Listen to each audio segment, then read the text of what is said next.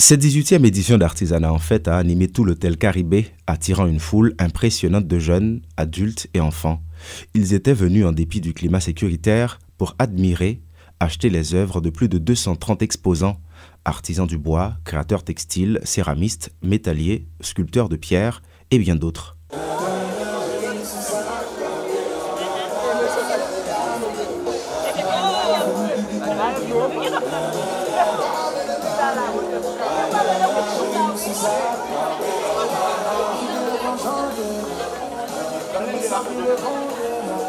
Martial, peintre habitué de l'événement, a présenté plus de 80 tableaux. Malgré un début difficile, sa réputation lui garantit des ventes, assure-t-il, vantant la gaieté de son art. Bon, effectivement, mais ça gagne dans le domaine peinture, parce que au niveau arrivé, c'est presque c'est non en cap 20 tête li. J'ont préparé tout. Même sous dans des situations Haïti pas bon, mais cependant moi-même toujours vendre tableau. Bien à l'intérieur, monde qui remet tableau à l'étranger, toujours vendre sur internet et puis mal dans DHL me poster tableau à me voir ba yo. Non, je ne peux pas vendre même des gens qui sont réservés. Et je vends quand même, parce que je ne peux pas venir là pendant 16 années, je participé de première année jusqu'à nos jours pour me vendre. D'autres exposants, comme Salomon James, n'ont pas cette chance. Après plus de 25 ans de carrière, cet artisan du village de Noailles, un centre majeur de fer découpé pillé par les gangs, est victime de l'insécurité. Devant l'absence d'acheteurs, il ne cesse de se plaindre. Parce que pour l'année là, malgré nos difficultés dans le village de Noailles, mais nous travaillons, mais pour qu'on ait satisfaction. Bon, moi exposé des métals artisanaux et des œuvres d'art, mais finalement, tout ça, ce sont des œuvres d'art. Et ici, ce sont des œuvres d'art encore, mais pour qu'on gagne un challenge, pour qu'on gagne content vraiment.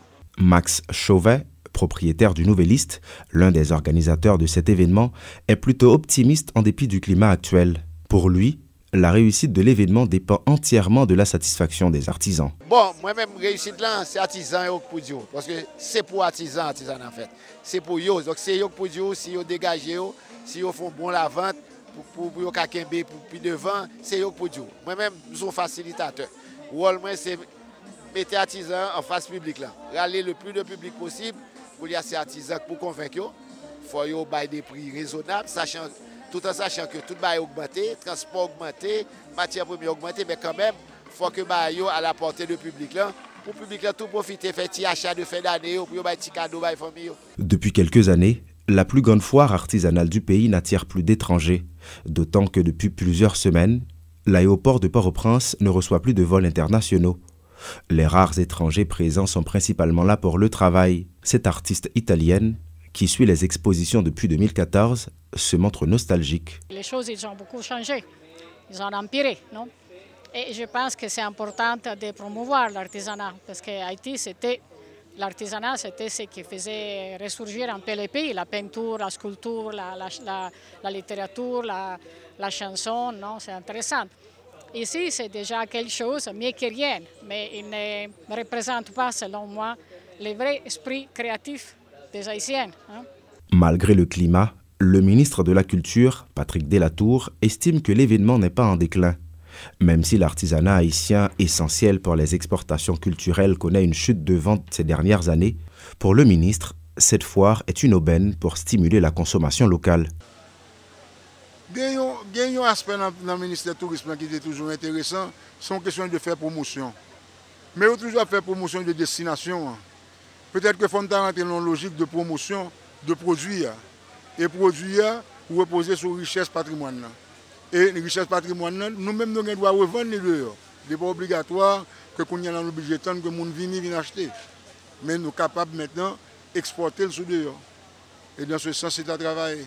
Pour plus d'un, ce périple culturel permet également d'explorer non seulement l'impact de l'artisanat d'art dans un environnement hostile, mais aussi de montrer comment un tel événement peut devenir un acte de résilience en ces heures sombres de l'histoire du pays.